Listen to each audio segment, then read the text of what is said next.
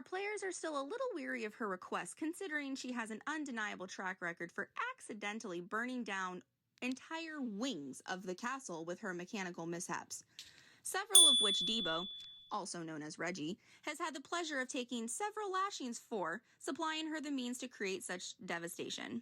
However, Debo did not remember who Sias Winters was until it was way too late to backpedal. The group made their way through the south-oriented outskirts of Kazmok City to the former and now dilapidated industrial complex where Sias Winters has maintained his workshop. While they were walking through the eerie, deserted streets, they could tell something was following them.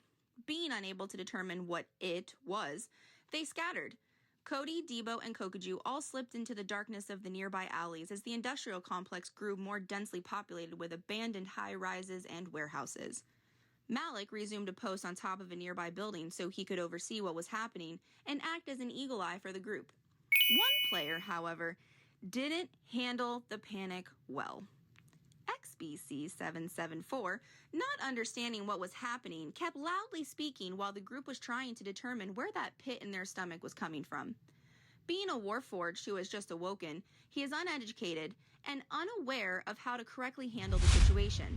He then proceeded to send a tidal wave, yes, you heard me correctly, a tidal wave behind the group in an attempt to damage whatever it was following them, which most certainly did not keep their presence quiet, nor did it actually do anything but scare the rest of the party over the unjust reaction.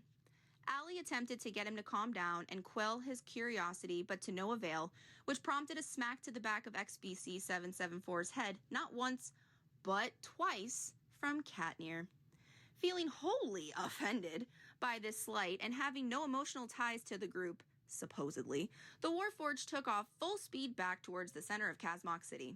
CATNIR, realizing what he had just done and who he did it to, took off after him, running on his short, stubby legs until he could be scooped up and swung on to Spyro. CATNIR is used to joking and roughhousing with Faouk, but this is not his former half-orc best friend. This is a new time, things have changed, and he doesn't have the rhetoric or rapport with this new group just yet. Once XBC 774 realized he had a tail, he wild-shaped into a stallion and took off as fast as his mechanical legs would carry him. CATNIR, realizing he's being outran, made his way back towards the bulk of the group until he can figure out what to do about their long-lost druid.